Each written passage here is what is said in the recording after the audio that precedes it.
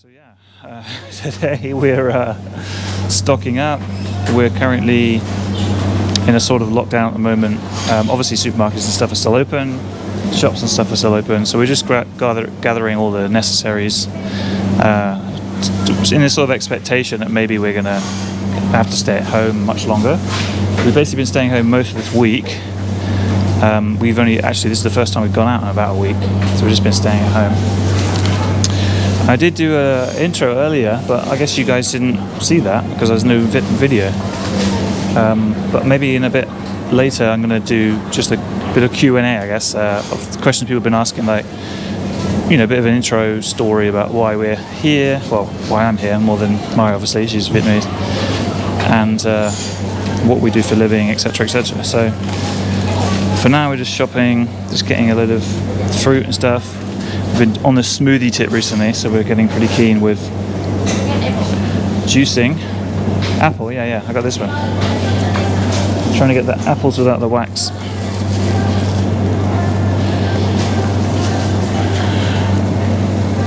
But yeah, I better keep checking that it's filming still. I guess while we're shopping, I can do the intro thing that I sort of covered earlier. Yo, what's up? Hey, so yeah, just a bit of an intro really, about me and why I'm in Vietnam and what I do for a living and things like that, because I had a couple of comments now, people saying, you reached 500 or so, might as well do an intro. I'm just going to walk to a part where there's a bit less music, but it seems to be following me around. So originally I came traveling in Vietnam in 2016. Actually, I was traveling around Southeast Asia, and I just decided to, try it out. I really like Da Nang. I came here for like 4 days, and I had just a very positive experience of it. Had a really nice, met loads of really nice people. Had a really good energy about it. It's young energy, entrepreneur. Everyone was all starting their own businesses, and they had loads of stuff going for them. It was very interesting. Also, I met a few people who are interested in hip-hop music, which is, I produce some hip-hop music, and just thought it was like a really cool place to hang out. It seemed really chilled. It had a beach there, that's a very big plus for me. And I really like this sort of chilled lifestyle. That's why I wouldn't live in Hanoi, Saigon, Ho Chi Minh City, because those places are a bit too busy for me. I'd like to go there and experience it, but I've never really been a big city-dwelling person. Usually been living in the country and stuff. So I'm from Oxfordshire in England, so I'm from like a very rural town, and big cities have never really attracted me that much. Basically I just had this really awesome vibe of it, and I just thought, while I was in England, I was thinking, right, how can I sustain myself when I'm out there? So obviously I looked into English teaching, I looked into all sorts of things, and then I landed on trying to make money online doing drop shipping. So for those of you who don't know what that is, basically it's where you sell products where you don't actually hold any inventory. You market the products, you build a website as if it's your product, and then when you get the order, you send the order to the warehouse, and then the warehouse send the order to the customer, and then you take profit in between. So you obviously buy the product from the warehouse.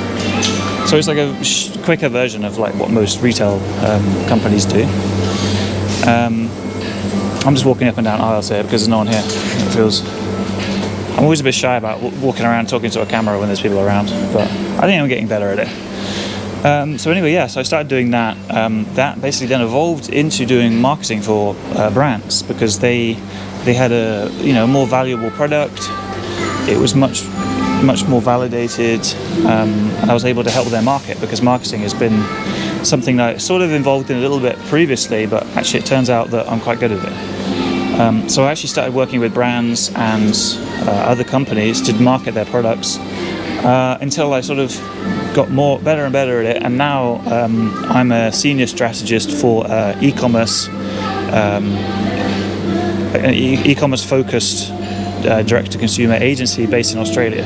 So that's a mouthful, but basically what we do is we help brands who have their own products, who have their own websites, they do everything themselves, or they have a team or warehouse, etc. And it's not, basically what it is, it's just not on Amazon, and it's not on these sort of bigger platforms where they take a big cut, because we want, the actual customer, the client, to actually get the earnings of their products, right? So that's what I do. Yeah. So I've been doing that for about 4 years or so. Obviously, it's able to sustain myself and my wife. Obviously, you must have seen her. She's the main feature of most of my videos, to be honest, because she's beautiful, bubbly, very positive person, very gorgeous as well. And basically, yeah, before COVID, she was working full time as a air stewardess or air cabin crew, whatever you want to call it, for Vietnam's biggest airline. So it was Vietnam Airlines. And since then, basically before COVID, we sort of encouraged her to leave because it was just, well, one, the work was just a very intense work. So she would be working 13-hour days, have a break for a very small amount of time. It was almost like she was a nurse. It was very similar, like just not getting any sleep. And when she would come home from working, she would be exhausted, and she would just sleep for a long time. But she did enjoy it, but it was just very intense. So yeah, so basically she gave that up in January 2000 and was it, when did COVID start? 2020? Yeah, I think so, right? And yeah, basically we've been able to sustain our life from what I make. In terms of me, now I'm able to make a little bit more money. I'm looking more into investing. So I'm basically looking into cryptocurrency, so Bitcoin and altcoins. Started to invest in altcoins recently, stocks.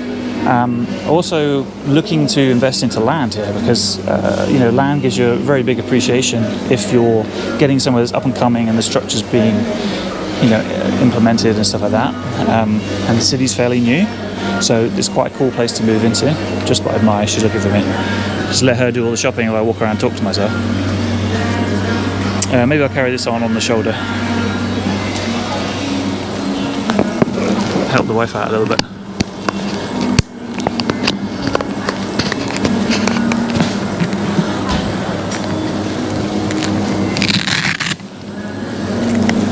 And of course the other thing...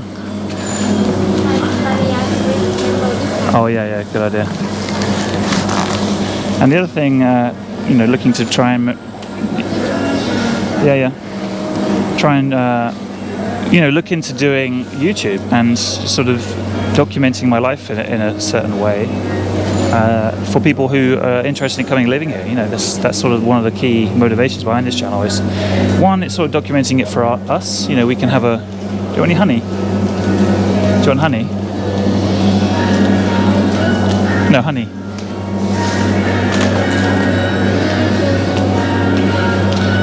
We want it for our, just to see what we did and have like a nice video of what we've done when we go traveling and stuff like that. But also, it's cool for people who want to see what the real life experience is like living in Vietnam as an expat. So yeah, that's sort of the motivation behind the channel. Now we'll get back to the shopping, I guess.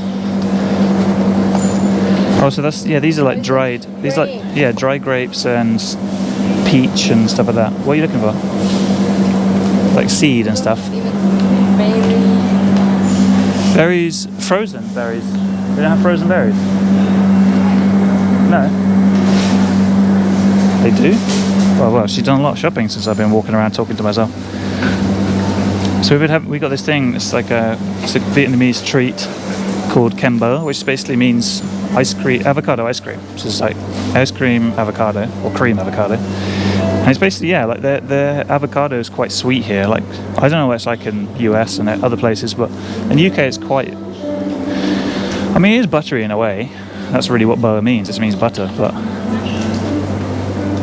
it's much sweeter here. So you can have it they have it as a dessert. Yeah, there's the famous Korean hangover cure, which works really well. So they got a couple of them.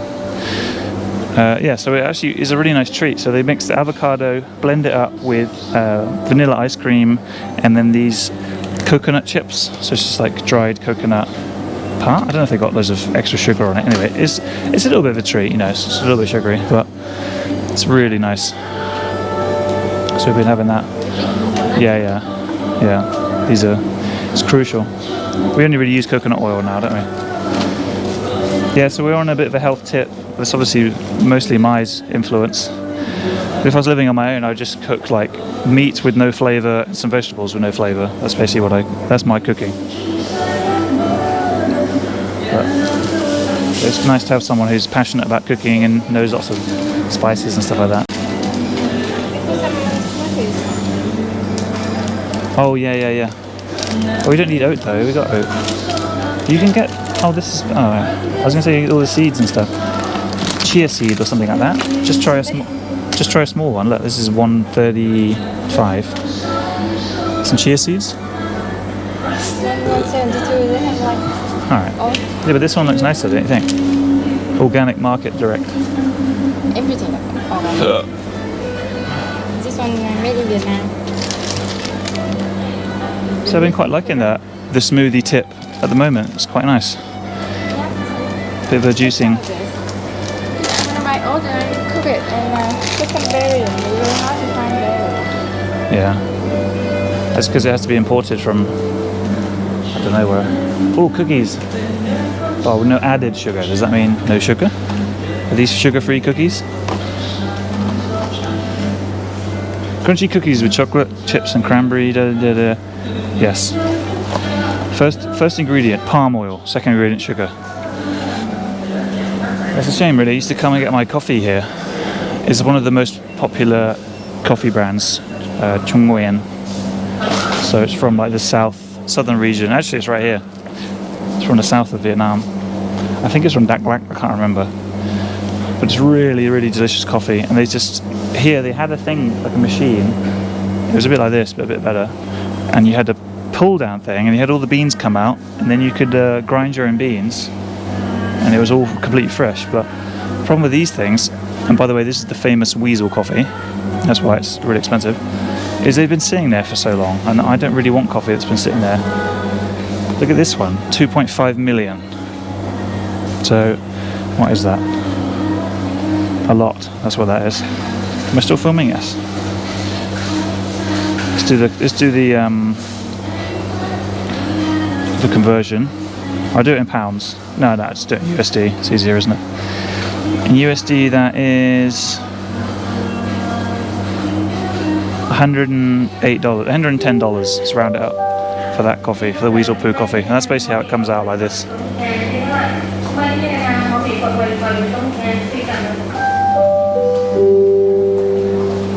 Here, this might be a better. So it literally looks like shit, because the weasels eat the beans and then they shit out the beans like this. Oh, it's taped up, you can't smell it. But it actually tastes delicious, and I've had some before. Super strong, super chocolatey, like very rich taste. But it's just, unless you get it from the genuine place where they have weasels and stuff like that, then I don't know if I want something that's been sitting around. Some shit beans that have been sitting around for all this time. So at least it looks nice in the nice bags. But we were actually in Dalat a few months ago, and they have places where they have the weasel beans there, and they have the weasels in the cages and stuff like that. And it's a bit sad because I'm not saying all places do this, but most places that are capitalizing on this trend are force feeding the little weasels the beans. That's all they eat, just so they can shit out the beans and make coffee from it. And it's a little bit sad. So I don't really want to support something like that. But saying that, there are places that are not doing it like that. They do it in a much more sustainable, well, not sustainable, but a much more ethical way. And those are the ones I'd rather support. But yeah. We're going to call it a day now with filming. Maybe we'll pick up again when we actually make the sangria so you can see what it looks like. Catch you all later. Cheers for watching.